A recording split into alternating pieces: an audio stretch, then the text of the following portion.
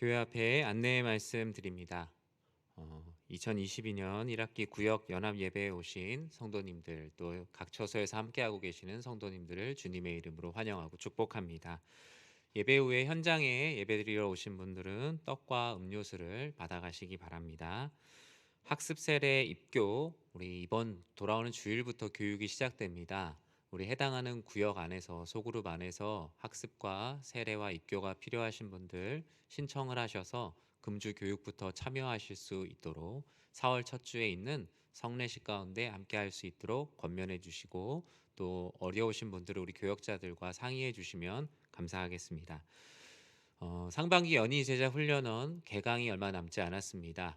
강의 준비를 위해서는 강의 인원이 어느 정도 확정이 되어야 하거든요. 그래서 3월 10일까지 신청하시면 되지만, 되도록이면 금주 주일까지 뒤에 있는 신청서라든지 아니면 보내드린 문자의 링크를 통하여서 신청해 주시면 강의를 준비하는 데 훨씬 더 큰 도움이 됩니다. 미리미리 신청해 주셔서 이번 상반기에도 하나님 말씀과 동행하는 시간이 되길 진심으로 축복합니다. 송영에 맞춰 묵도하심으로 수요 예배를 하나님께 드리도록 하겠습니다.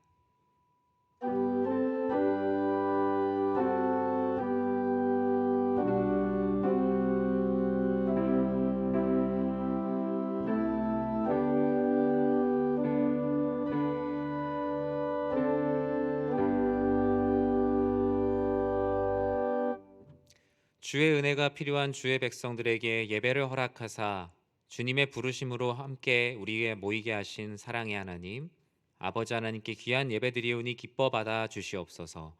예수님의 이름으로 기도드립니다. 아멘.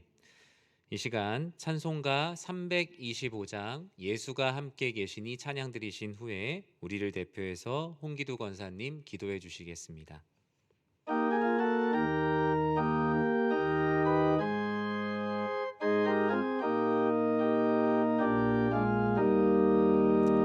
예수가 함께 계시니 시험이 오나 겁없네. 기쁨의 근원 되시는 예수를 위해 삽시다. 날마다 주를 섬기며 언제나 주를 기리고 그 사랑 안에 살면서 딴 길로 가지 맙시다. 이 세상 사는 동안에 주 이름 전파하면서 무한한 복락 주시는 예수를 위해 삽시다. 날마다 주를 섬기며 언제나 주를 기리고 그 사랑 안에 살면서 딴 길로 가지 맙시다. 친구 없어도 예수는 나의 친구니 불의한 일을 버리고 예수를 위해 삽시다. 날마다 주를 섬기며 언제나 주를 기리고 그 사랑 안에 살면서 딴 길로 가지 맙시다. 주께서 심판하실 때 잘했다 칭찬하리니 이러한 상급 받도록 예수를 위해 삽시다. 날마다 주를 섬기며 언제나 주를 기리고 그 사랑 안에 살면서 딴 길로 가지 맙시다. 날마다 우리에게 복 주시길 원하시는 하나님 아버지, 지난 3일간도 주님의 사랑 안에서 지내다가 이 자리에 모였습니다. 연일 늘어나는 코로나와 오미크론 확진자로 인하여 모두 힘들고 불안한 가운데 있지만 말씀으로 치유받고 위로받길 원합니다. 오늘은 연합구역 예배로 주님께 나아갑니다. 상반빛 구역 예배를 시작으로 연희교회가 기쁜 일을 행하며 성도의 교제에 힘쓰는 교회, 성령 충만한 교회로 거듭나게 하옵소서. 주님, 겨울 수련회가 준영 중에 있습니다. 함께 수고하시는 교역자와 교사들에게 주님의 크신 은혜 주시어 기쁨으로 감당할 수 있게 하시며 하나님 말씀을 배우고 기도하는 주일학교 자녀들 되게 하옵소서. 상반기 제자 훈련원 모집 중에 있습니다. 모든 성도가 함께 참여하여 믿음이 한층 더 성장하고 교제하는 시간 되길 원합니다. 3월 13일 박재훈 담임 목사, 위임 목사 청빙 투표 공동의회가 있습니다. 온 성도들 한마음으로 참여하게 하시고 모든 순서 주님께서 함께하여 주시옵소서. 말씀에 목마른 성도들 마음에 담비되는 말씀으로 연희교회가 다시금 부흥되게 하옵소서. 지금이야말로 우리의 믿음을 새롭게 가다듬을 은혜의 때이며 구원의 날이라고 저희는 믿습니다. 부교역자와 전도사님, 교직원, 맡겨진 사역을 지혜롭게 충성되게 잘 감당할 수 있게 힘과 능력 더하여 주시고 주님의 일을 기쁨으로 할 수 있게 하옵소서. 3월 9일은 이 나라와 국민을 책임질 대통령 선거일입니다. 어지럽고 혼탁한 이때에 온 국민이 신뢰할 수 있으며 희망의 정치를 할 수 있는 주님 보시기에 합당한 후보자가 선출되기를 원합니다. 그리하여 우리나라가 서로를 섬기며 화해하는 나라, 이웃 나라들에게 참된 사랑과 존경을 받는 나라가 되게 하옵소서. 육신의 질병으로 고통받는 하느들이 많습니다. 주님의 손길로 위로해 주시고 안수하여 병이 완치되길 소원하며 병 낫기를 위해 기도하게 하옵소서. 선교지와 미자립 교회를 주님의 사랑으로 채워주시고 저희들에게는 그곳을 품고 기도하는 마음을 주시옵고 하나님의 풍성한 은혜로 체험받는 위로와 소망의 하나님 나라 되게 하옵소서. 이제 말씀을 듣습니다. 말씀 전하실 박재훈 담임 목사님께 성령의 은혜를 덧입혀 주시고 은혜 충만하게 하사 복음 전도의 삶을 살게 하시며 영혼을 구원하는 은혜 베풀어 주옵소서. 아멘. 듣는 저희들 항상 기뻐하며 믿음의 말씀에 감사하며 하나님을 기쁘시게 하는 저희 되게 하옵소서. 이 모든 말씀 예수님의 이름으로 기도드립니다. 아멘.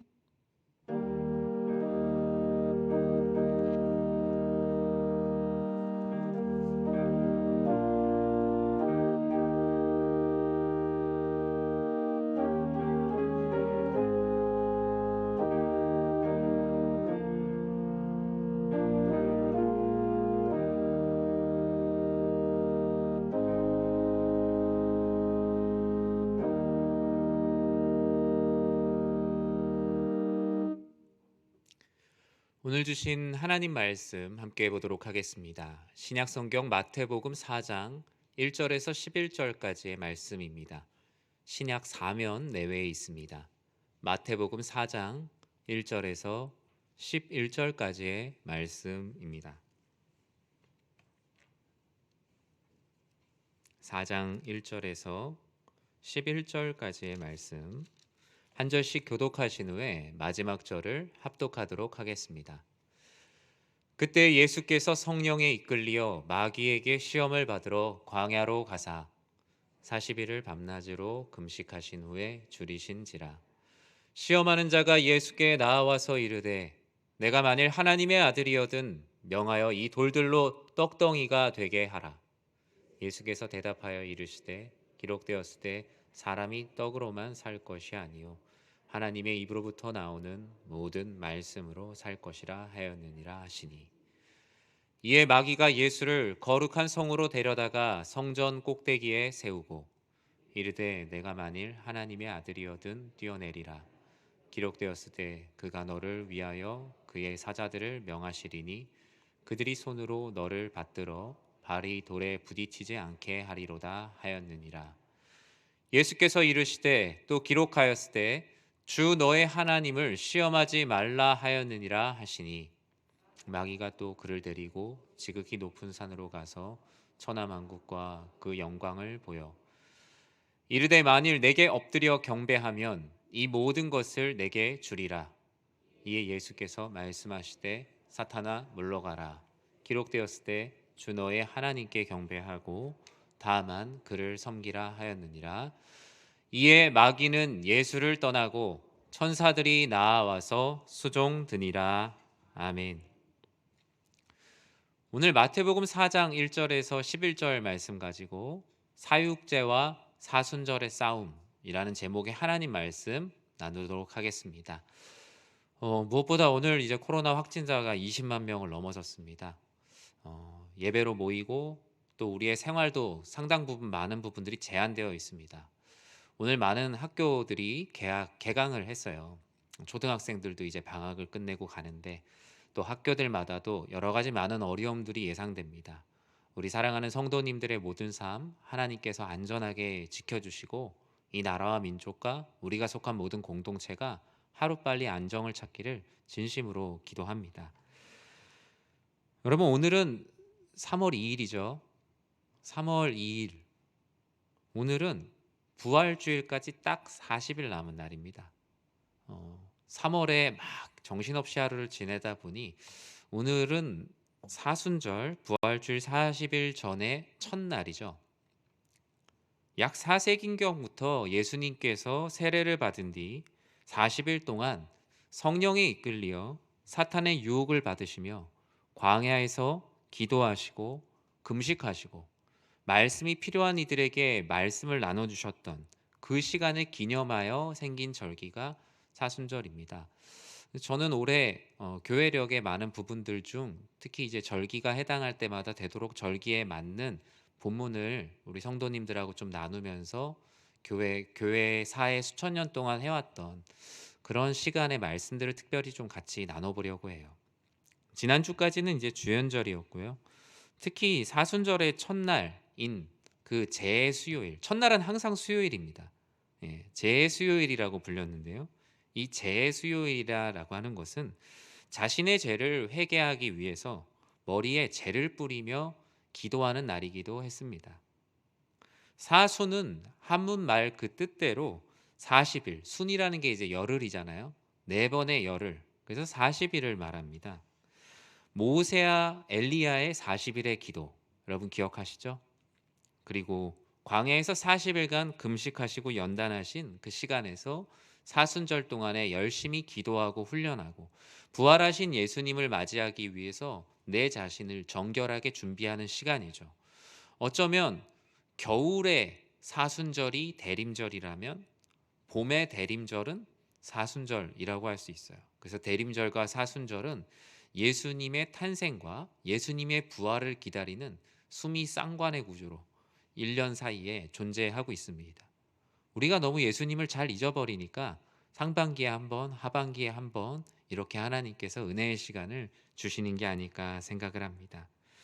사순절은 교단과 교파에 따라 이걸 직접적인 절기로 지키는 데도 있고 그 의미를 살리는 것도 있지만 뭐 그것이 절기든 의미든 일단 그 의미만으로 우리의 신앙에 상당히 유익이 되는 건 분명합니다.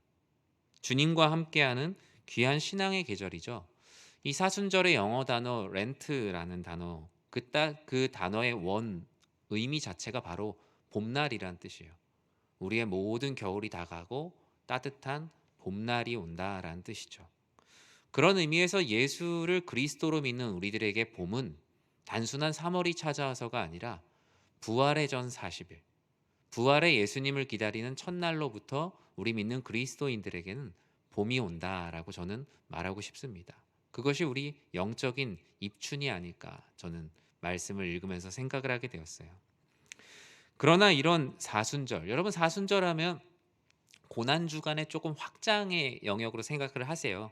부활절 전에 일주일 동안 고난주일 동안 열심히 기도한 것처럼 사순절 40일 동안 예수님의 발자취를 이렇게 묵상하는 묵상집들도 참 많이 있죠.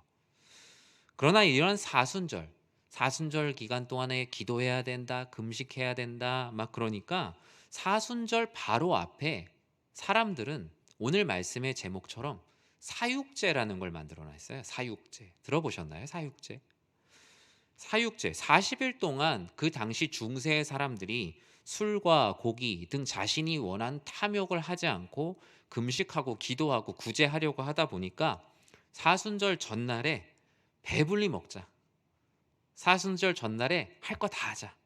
마치 내일부터 다이어트 할 거면 오늘까지 아주 실컷 먹자. 내일부터 엄마가 텔레비전 보지 말라 그랬으니까 오늘까진 정말 TV가 이기나 내가 이기나 내가 TV 속으로 들어갈 정도로 TV를 한번 보자. 사람은 그런 것 같습니다. 사순절의 이 금욕 기간에 대해서 금욕 자체에다가 너무 초점을 맞추다 보니까 금욕이 너무 막 누르다 보니까 터져 나오는 거예요.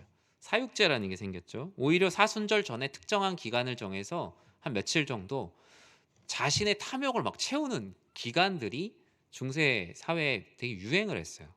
우리가 그 사육제를 뭐라고 부르는지 아시는지 모르겠는데 우리가 잘 아는 단어예요. 카니발이라는 단어예요. 카니발. 카니발 아시죠? 카니발 축제. 이 카니발이라는 게 사순절에 금식하고 기도해야 되니까 그 전에 실컷 즐기자. 그래서 항상 이 카니발은 사순절 바로 전 2월 말이나 3월 초 이때쯤에 각 나라들마다 행해지죠. 우리가 제일 잘 알고 있는 유명한 카니발 어디 있어요? 저 브라질 있잖아요. 리우 카니발.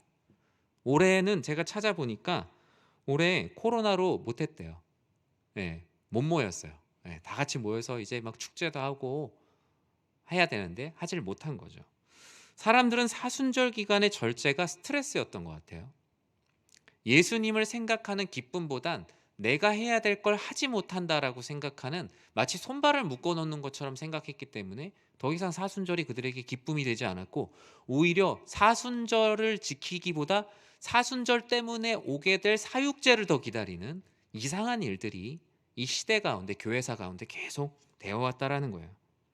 그래서 점점 하나님의 말씀, 예수님의 행적을 기대하고 기억하고 나 자신을 비우고 성령으로 채우는 사순절의 기간의 의미는 사라지고 그 전에 즐기는 그 카니발에만 더욱더 집중하게 되는 이 사육제와 사순절의 싸움은 교회사 가운데 지금까지도 계속되어 왔습니다. 지금은 특별히 이 사육제라는 말, 카니발이라는 말을 쓰지 않는 이유가 뭐냐면요. 그냥 1년 전체가 다 카니발이에요. 그러다 보니까 고난주간 한 주만이라도 사수하는 게 정말 힘들어진 그리스도인들의 삶이 되었다. 굳이 구분하지 않아도 1년 동안 내 마음대로 살고 한 주 동안 고난주일에 그 사순절뿐만 아니라 한 주라도 지키고자 하는 그 열망이 지금 시대 가운데 되어 있는 건 참으로 안타까운 현실이라고 할 수 있습니다.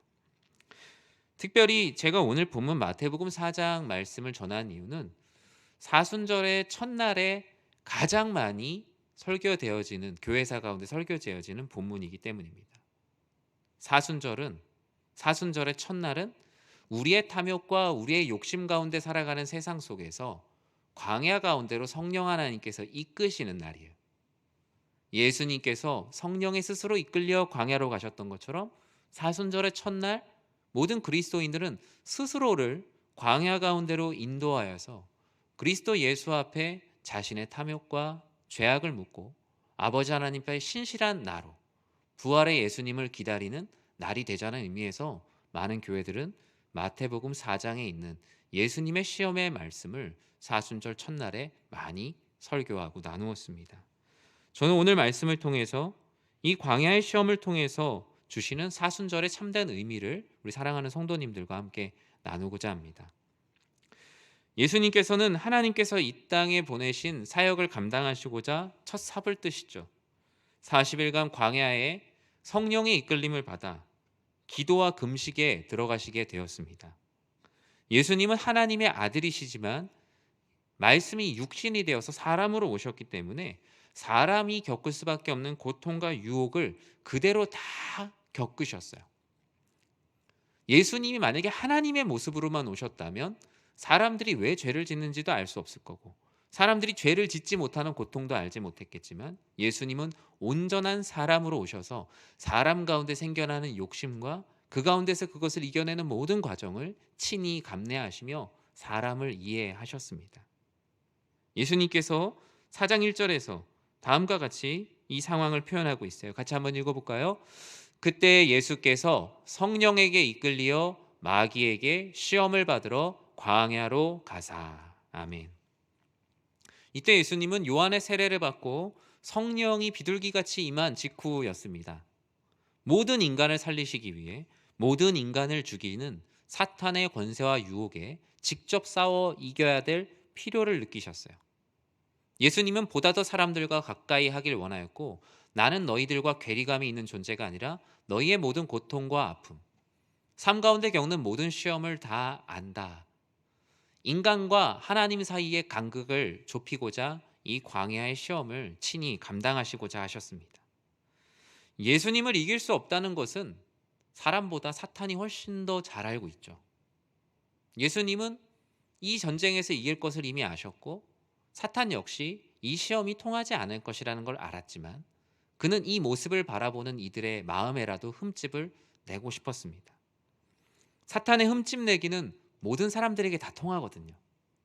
어떤 누구든 이 광야로 데리고 오면 다 모두 다 항복하고, 사탄이 이야기한 3가지 시험을 통과하는 사람은 예수 그리스도의 도움이 없이는 어느 누구도 없었다는 것.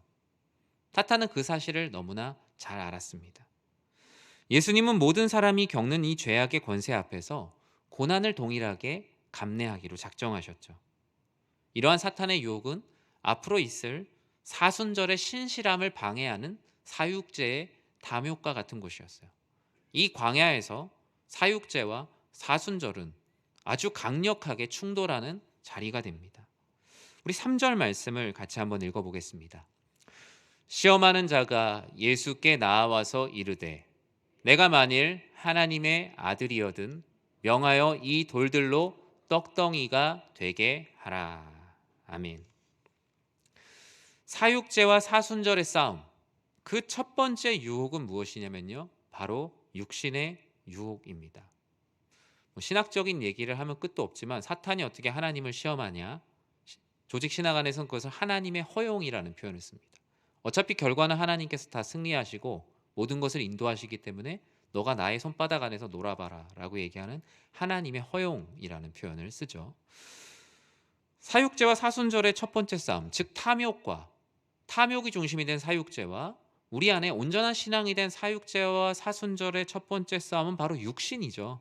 우리 얼마나 우리의 탐욕과 우리의 신앙 안에서 우리의 육신 안에 얼마나 많은 유혹이 있습니까? 예수님은 사람의 몸을 입고 계십니다. 40일간 금식하셨고 성경도 그것을 증언하고 있어요.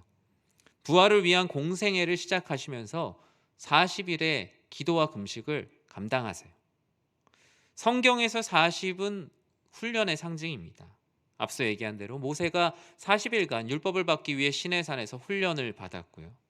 엘리야는 로뎀나무 아래에서 그리스도 예수께서 주시는 힘을 입어 40주 40야를 자신이 가려고 하던 호렙을 향해 달려가게 되었습니다. 그 가운데 깊은 묵상의 시간을 가지게 되었죠. 큰 비로 세상을 심판하신 노아의 대홍수 때에도 40일간 큰 비를 내리시고 새로운 시작을 하셨습니다. 성경에서의 40은 이전의 모든 것을 완전히 씻어내고 새로운 나로 하나님의 말씀을 받고, 새로운 나로 사명을 받아서 출발하고, 새로운 인간으로서 하나님께서 약속하신 새로운 땅에서 살게 하시는 모든 순간, 40은 이전의 모든 것을 완전히 털어내고 새로운 나로 시작하게 하는 도약점이 되었습니다. 하나님은 40일 동안 예수님을 금식하게 하셨어요. 온전히 하나님의 뜻을 이룰 수 있는 그리스도시요 살아계신 하나님의 아들로 준비시키시는 시간이 되었습니다. 그러나 마귀의 육신의 유혹이 들어오죠. 뭐라고 얘기하죠? 돌들로 떡덩이가 되게 하라. 여러분이 열심히 밥을 먹지 않고 있는데 그 바로 앞에 와서 가장 좋아하는 밥을 먹는 사람은 엄청 잔인한 사람이죠. 단식 투쟁을 하는 사람 앞에 가서 가장 좋아하는 음식을 앞에서 먹고 있다면 그건 심각한 조롱이 될 수 있겠죠. 예수님께서 40일간 금식하셨습니다. 신적인 능력으로 배고픔이 느껴지지 않는 상태가 아니라 오롯이 인간의 육신으로서 겪는 동일한 배고픔의 상태, 완전히 육신이 지친 상태를 예수님은 하나님으로서가 아니라 사람으로서 완전히 느끼고 계셨어요. 그때 말하죠. 마귀가 유혹합니다. 첫 번째 유혹. 돌들로 떡덩이가 되게 하라. 하나님의 아들이 돌 떡덩이가 되게 할 수 있지 않냐. 성경에도 그렇게 쓰여 있던데 라고 얘기하면서 하나님의 말씀이 육신이 되어 오신 분을 하나님의 말씀으로 조롱하고 있어요. 예수님께서 그 육신의 유혹을 어떻게 이겨내십니까? 4절에 이렇게 말씀하시죠. 같이 한번 읽어볼까요? 예수께서 대답하여 이르시되 기록되었을 때 사람이 떡으로만 살 것이 아니요 하나님의 입으로부터 나오는 모든 말씀으로 살 것이니라 하였느니라 하시니 아멘. 예수님은 말씀을 어줍지 않게 이용하는 사탄의 권세, 다른 말로 하는 게 아니에요. 어디서 우리가 들어본 것 같은 말로 우리를 육신으로 유혹합니다. 그러나 예수님은 그 말씀의 참된 의미, 신명기 8장 3절, 지금까지 인도하신 하나님의 은혜와 아버지 하나님의 능력으로 대적하시죠. 육신의 유혹을 이기는 것은 오직 하나님의 말씀이에요. 예수님 친히 말씀이 스스로 자신을 증거하고 계세요. 우리가 육신의 유혹이 찾아올 때 어떻게 대답해야 하냐? 사람이 떡으로만 살 것이 아니다. 내 삶에 경제적인 어려움이 있고 먹고 사는 일에 문제가 생기고 입고 행하는 모든 일에 문제가 생길지라도 사람은 그것으로 사는 것 같지만 실제로 그것으로 사는 것은 아니다. 사람은 영적인 존재이고 오직 하나님의 능력 안에 있다면 살아갈 수 있다. 하나님의 입으로부터 나오는 말씀으로 살 것이기에 나는 배고프지 않고 영원히 배부르게 될 것이다. 우리는 하나님께서 주시는 은혜를 가지고 말씀 안에 배부르며 우리의 육신의 배고픔, 우리의 육신의 유혹을 감내해낼 수 있어야 합니다. 그것이 바로 성령께서 이끄셔서 광야 가운데 우리를 불러주신 이유예요. 이 말씀 안에는 육신의 유혹을 이길 수 있는 방법, 그 절제를 말하고 있고요. 그리고 하나님 말씀이 너희의 양식이 된다라고 말씀하고 있습니다. 내가 유혹을 받는 육신의 유혹의 부분에 절제가 필요한 부분, 아무리 내가 배가 고프고 삶이 힘들어도 절대로 하나님을 이용하여 육신의 정욕을 채우는 일을 하지 말아야겠다. 그래서 하나님께서는 진정한 금식, 진정한 절제는 그냥 비우는 것이 아니라, 그냥 안 하는 것이 아니라 하나님의 입으로부터 나오는 모든 말씀으로 채워질 때 우리가 육신의 유혹을 이길 수 있는 거예요. 즉 사순절 기간에 예를 들어 나는 금식을 해야겠다. 밥을 굶는 게 금식이 아니라 밥을 안 먹고 그 시간에 하나님 말씀으로 채우는 것이 온전한 금식이다. 그냥 밥을 안 먹고 내가 그 시간에 한 끼를 굶었다. 이것이 온전한 금식이 아니라 그 빈 곳을 반드시 하나님께서 기뻐하시는 거로 채울 때 금식이 되는 겁니다. 기독교 안에서는 완전한 비움이 아니라 비움 이후에 그것을 무엇으로 채울 것인가가 비움의 중요한 의미가 되기 때문입니다. 즉 절제는 안 하는 것이 아니라 내 안에 덜어낸 것을 하나님께서 기뻐하시는 거로 채우는 것이 절제. 오히려 채우는 것인데 절제가 되는 것이죠. 이 말씀 안에는 구제가 있어요. 그리스도인이 돕는 것은 떡으로만 살게 하는 구제가 아닙니다. 하나님의 말씀으로 살게 하는 거예요. 가난한 이를 도울 때 그냥 돈만 갖다 주는 것이 아니라 그 사람이 정말로 살 수 있도록 하나님의 말씀을 먹이는 구제. 그것이 바로 사순절 기간 우리들 안에 행해져야 되는 은혜입니다. 전 육신의 유혹이 하나님 말씀으로 이겨내는 여러분들의 모든 삶이 되길 진심으로 축복합니다. 하나님께서는 계속적으로 이 유혹을 계속하잖아요. 마귀가. 예수님을 공격하는 두 번째 공격을 한번 6절에 쓰여져 있는데 두 번째 유혹을 같이 한번 읽어볼까요? 이르되 내가 만일 하나님의 아들이어든 뛰어내리라. 기록하였으되 그가 너를 위하여 그 사자들을 명하시리니 그들이 손으로 너를 받들어 발이 돌에 부딪히지 않게 하리로다 하였느니라. 사육제와 사순절의 싸움, 그 두 번째 유혹이 찾아오게 됩니다. 자기 자신을 경배하는 유혹이죠. 너 자신을 경배해라.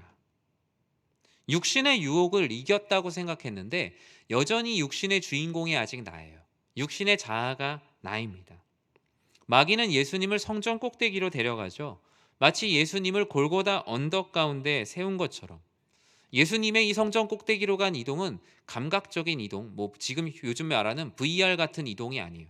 실제로 그곳으로 이동하게 됩니다. 그런 예수님에게 사탄은 성전 높은 곳에서 뛰어내리라고 얘기하죠.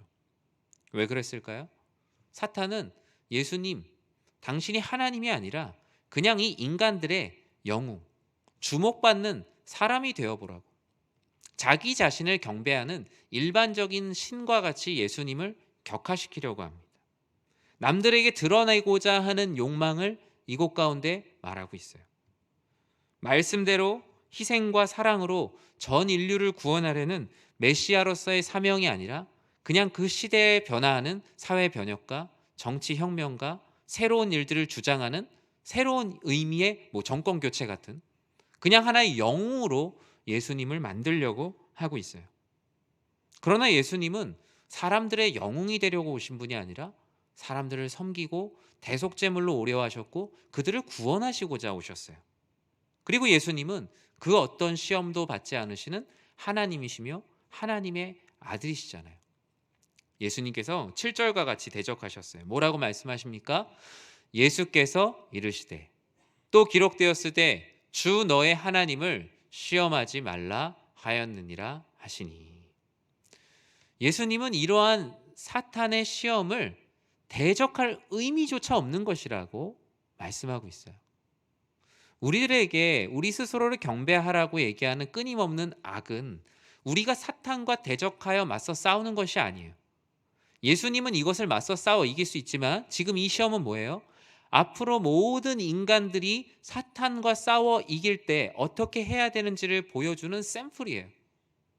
너희는 사탄과 직접 대적하려 하지 말고 너희에게 너희 스스로를 경배하라고 하는 그런 유혹들이 찾아올 때 이 말씀, 너희 하나님을 시험하지 말아라. 나를 시험하지 말아라. 하나님의 사람을 시험하지 말아라. 나는 오직 하나님의 사람으로 그 일을 감당할 것이니 사탄의 역사와 유혹들은 감히 나를 시험하지 못할 것이다 라고 튕겨내라 라고 말씀하고 있습니다. 자신의 자아, 하나님의 사람, 자아의 무너짐을 하나님께서는 이렇게 이겨내라고 말씀하고 계세요. 세상이 너의 자아를 유혹하고 하나님의 사람이라는 사실을 잊게 하고 영웅 심리를 자극하여 너 자신을 경배할 것처럼 세상은 너에게 유혹하지만 너는 너의 자아가 하나님의 자녀임을 기억하고 스스로를 경배하지 말고 오직 하나님을 경배해라. 그것 가운데 유혹을 이길 수 있는 힘이 있다라고 말씀하고 있어요. 왜 하나님을 시험하지 말라라고 예수님께서 말씀하실까요? 마귀의 시험 자체에 있는 탐욕과 오류 때문이에요. 마귀는 자신이 시험하는 이유가 이 말씀을 인용한 이유가 천사들이 너를 보호한다고 말씀에 써 있던데 시편 91편의 말씀을 얘기하죠. 말씀을 곡해하고 말씀을 자기 중심적으로 해석하게 해요. 텍스트로는 쓰여져 있지만 그 글자로는 그 말씀에 쓰여져 있지만 그 말씀이 그 의미가 아니잖아요. 마치 수많은 이단들이 특정한 말씀의 구절 한 구절만 따가지고 와서 그 의미가 그것이 아님에도 불구하고 말씀을 잘 알지 못하게 되면 속게 되는 그러한 유혹이 바로 이런 본문의 유혹과 같습니다. 그래서 우리는 하나님의 말씀을 온전히 잘 알 때에만 자기 경배의 유혹에 빠지지 않게 돼요. 그래야 나도 살리고 남도 살리는 사역, 그런 교회가 될 수 있습니다. 이런 두 번째 유혹은 이단의 가르침과 같은 유혹이 될 수 있죠. 이단은 하나님을 경배하지 않습니다. 자신들의 공동체를 경배하라고 얘기하고 자기 경배의 유혹을 기쁨으로 여기죠. 그래서 우리가 깨어 기도하지 않는다면 우린 이러한 자기 경배의 늪에 빠질 수밖에 없는 거예요. 이 사육제와 사순절의 싸움은 자신을 경배하느냐 하나님을 경배하느냐의 치열한 영적인 전쟁이 되는 것입니다. 마귀는 더 이상 감당할 수 없었는지 이제 마지막 세 번째 유혹의 카드를 꺼내죠. 8절과 9절 말씀 같이 한번 읽어볼까요? 마귀가 또 그를 데리고 지극히 높은 산으로 가서 천하 만국과 그 영광을 보여 이르되 만일 내게 엎드려 경배하면 이 모든 것을 내게 주리라. 사육제와 사순절의 싸움, 그 마지막 관문은 세상을 경배하면 내가 너에게 모든 것을 주겠다. 즉 세상 경배의 유혹이에요. 이 세상 돌아가는 기준대로 너가 살면, 이 세상 돌아가는 대로 충실하게 살면 세상이 가장 좋다고 하는 것들을 너에게 다 보장해 주겠다. 얼마나 달콤한 말입니까? 정말 감언이설이죠. 사탄은 예수님을 높은 산으로 데려가 세상을 보여줍니다. 그리고 여기서 나에게 엎드려 경배하면 이 모든 것을 주겠다라고 말하죠. 예수님의 마음에는 정말 기도 안 찬다라는 마음이 있었을 거예요. 하지만 예수님은 사람의 대표로 이 자리에 계셨어요. 하나님이시기도 하시지만 사람이 이 자리에 섰다면 이라는 마음으로 그 시험을 감당하시죠. 사탄은 사람들에게 하는 그대로 예수님께 하고 있어요. 사탄은 사람들에게 세상이 내 뜻대로 돌아가니 내 뜻대로 따라오면 너가 성공할 거라고 이 산의 높은 곳에 세우기만 하면 모두 다 이 유혹에 빠진다는 것을 경험했어요. 하나님을 믿는다고 하지만 하나님 그래 너 교회 가서 열심히 예배 드려. 하지만 직장에서나 가정에서나 너 사는 거는 내 뜻대로 살아봐. 그러면 돈도 잘 벌고 명예도 얻게 될 거고 얼마든지 하나님을 믿는 것과 사탄을 섬기는 일, 즉 하나님을 믿는 것과 세상에서도 성공하는 일을 병행할 수 있다라고 끊임없이 가르칩니다. 두 곳에서 동일한 지위를 누릴 수 있다라고 이야기를 하죠.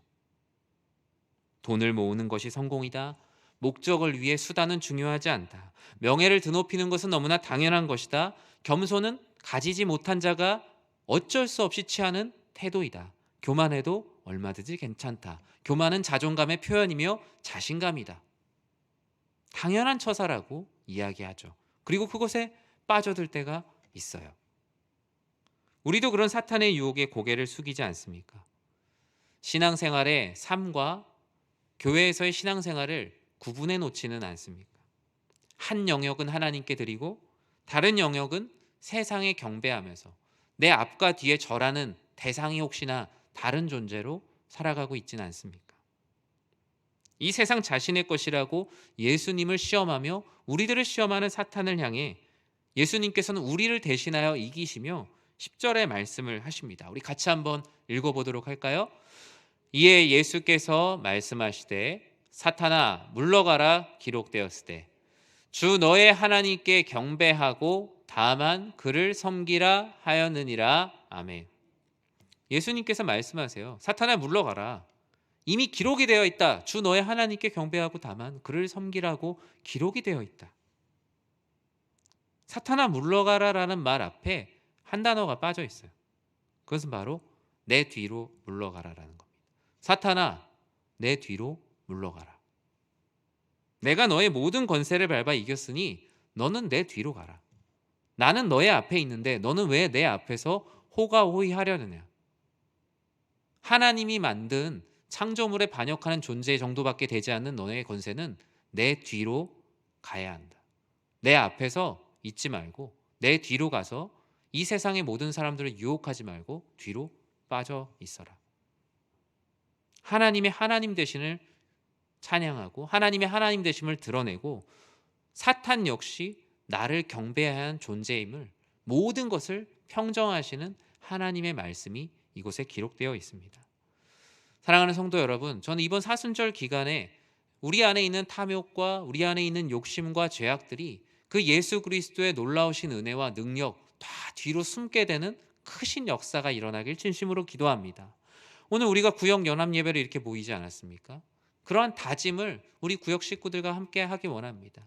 우리 안에 모든 죄악들은 그리스도 예수의 뒤로 감춰주시고 우리 안에 있는 모든 탐욕들, 우리 안에 있는 욕심들 내 뒤로 감출 만한 능력이 없을 때 오히려 내 앞에 예수님께서 서셔서 예수님 뒤로 모든 문제들을 숨겨주십시오.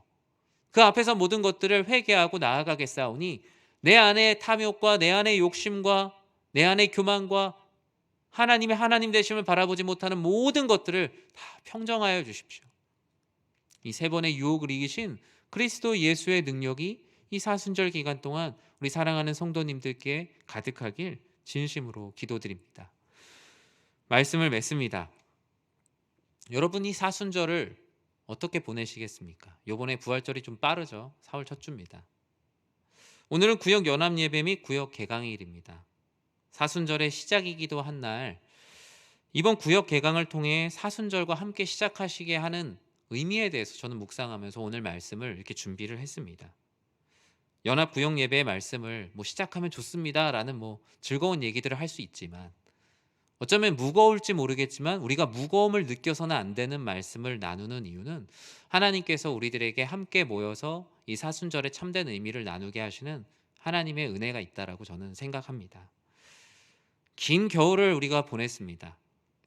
사순절로 시작하는 사순절의 단어처럼 봄날을 우리는 맞이했고, 오늘 낮에는 14도까지 올라간대요. 정말 봄이고요. 교회 마당을 둘러보시면 그 나무들마다 이렇게 눈이 이만큼씩 나와 있어요. 40일 후 우리는 부활하신 주님 앞에 어떤 모습으로 서야겠습니까?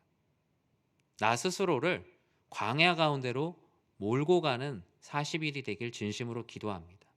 하나님께서는 그 광야 가운데 내 안에 있는 모든 탐욕의 군살들을 제거할 것이고, 내 안에 있는 모든 욕심들을 드러낼 것이고, 예수님의 부활 앞에 우리가 완전히 당당하지 못하지만 최소한 부활하신 주님 앞에 서서 그분을 찬양할 수 있도록 우리를 정결케 하실 것입니다.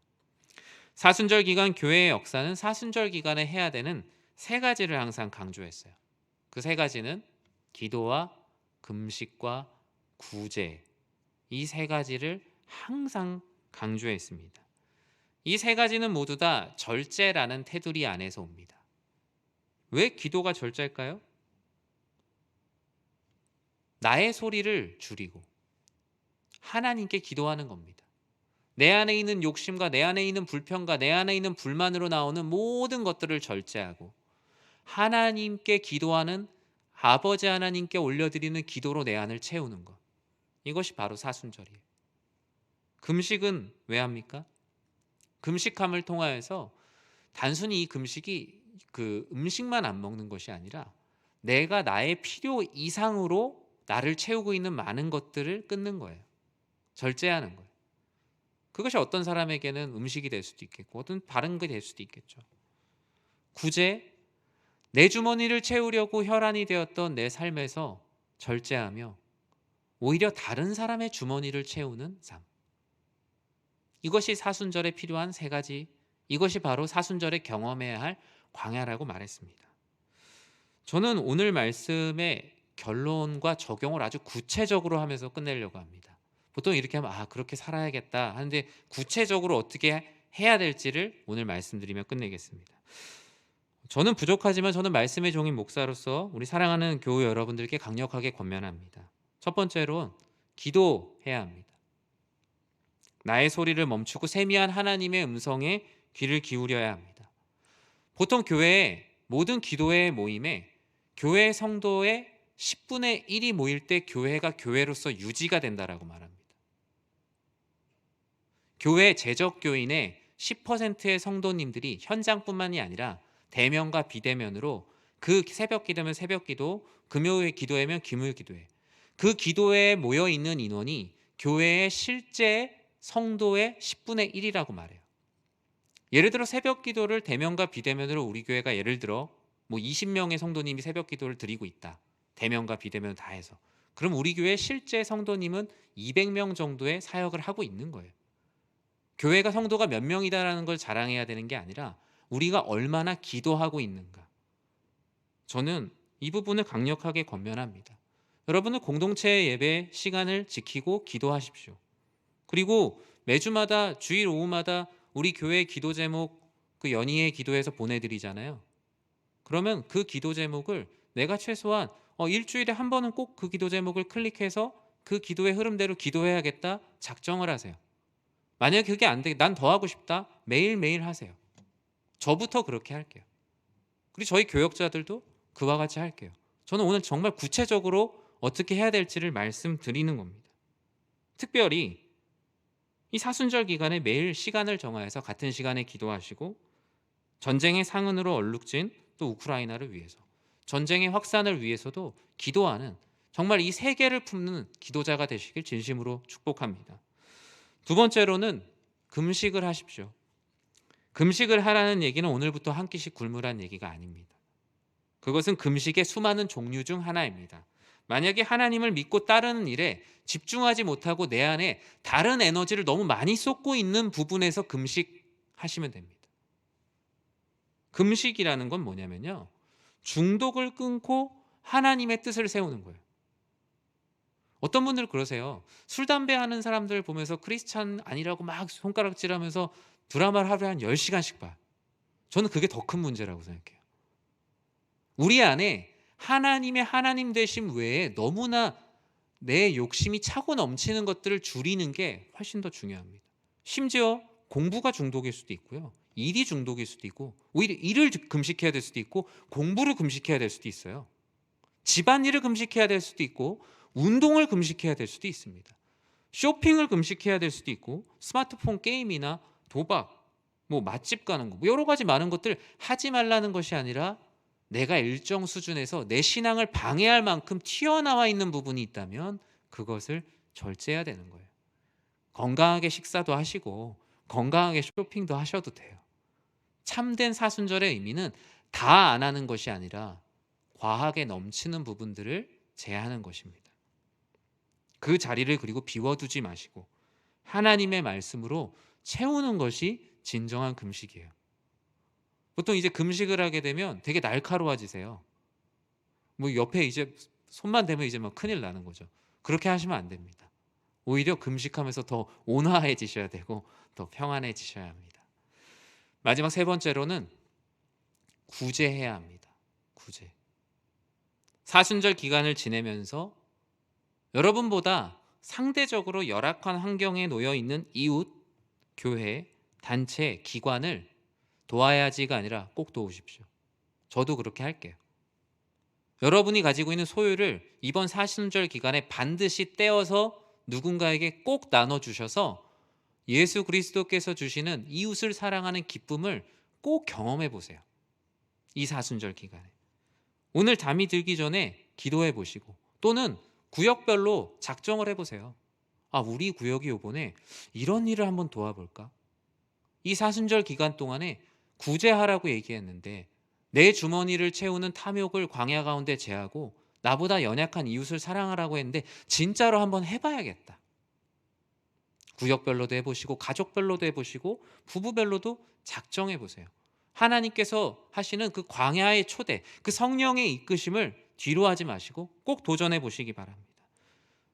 교우 중에서 경제적으로 곰핍한 자들이 도울 사람이 없는지 궁금하시면 교역자분들께 문의하세요. 우리 교회 목사님, 우리 교회 좀 제가 도울 분 없나요? 물어보세요. 그럼 가르쳐 주실 거예요. 도울 기관이 없나요? 물어보세요. 가르쳐 주실 겁니다. 그리고 경제적 구제뿐만이 아니라 정신적으로, 영적으로, 또 심적으로 병들어 있고 지쳐 있는 지체들에게 전화하시고 기도해 주시고 신방해 주세요. 그 모든 것이 구제입니다. 구제라는 건 경제적인 것, 생활, 먹는 것만 채워주는 것이 아니라 그들의 영적인 굶주림까지 채우는 것이 바로 진정한 구제입니다.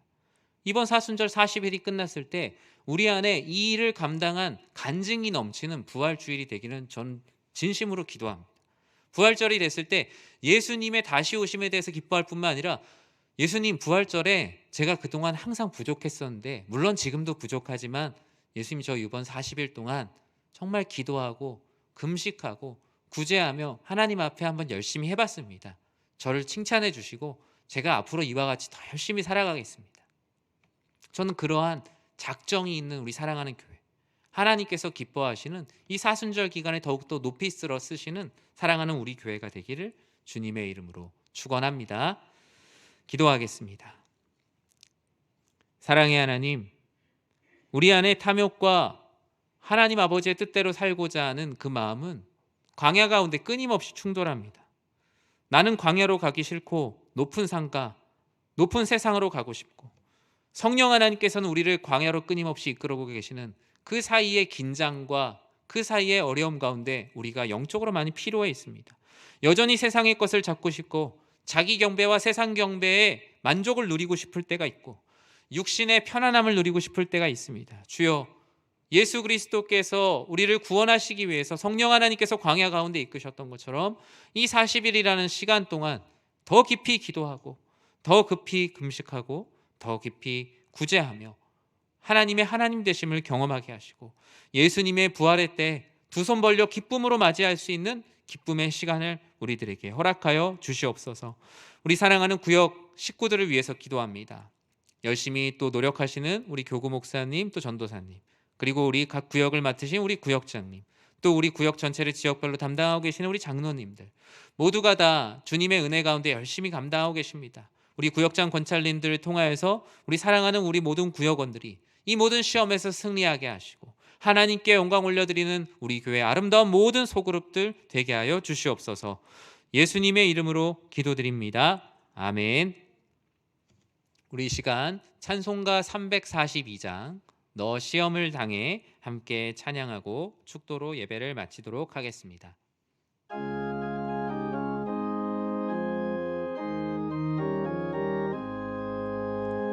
너 시험을 당해 죄 짓지 말고 너 용기를 다해 못 물리치라. 너 시험을 이겨 새 힘을 얻고 주 예수를 믿어 늘 승리하라. 우리 구주의 힘과 그의 위로를 빌라. 주님 내 편에 서서 항상 도우시리. 내 친구를 삼가 잘 선택하고 너 언행을 삼가 늘 조심하라. 너 열심을 다해 늘 충성하고 온 정성을 다해 주 봉사하라. 우리 구주의 힘과 그의 위로를 빌라. 주님 내 편에 서서 항상 도우시리.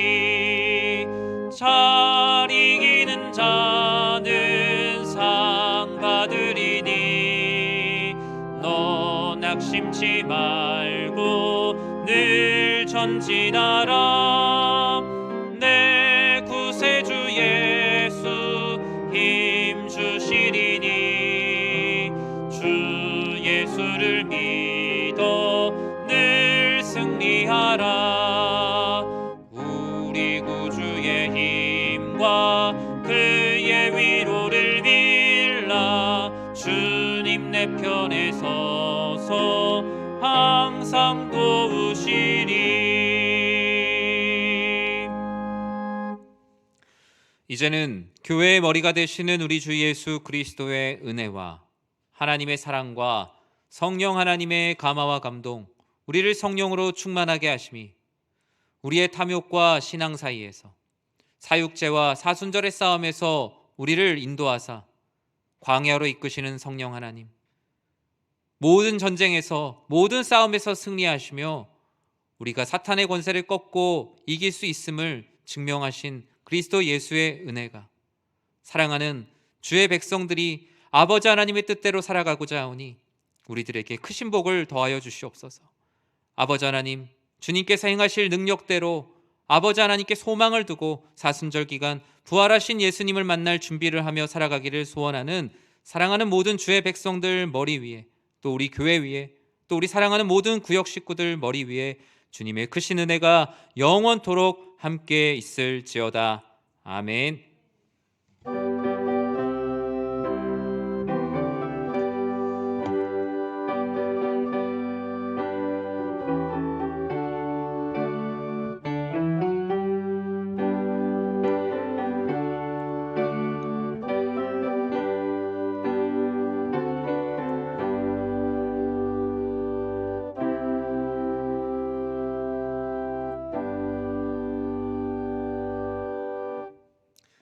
이상으로 수요 예배를 마쳤습니다. 여러분의 삶 가운데 기도와 금식과 구제가 차고 넘쳐서 부활하신 예수님을 기쁘게 맞이하는 사랑하는 모든 구역 식구들, 성도님들 되시길 진심으로 축복합니다.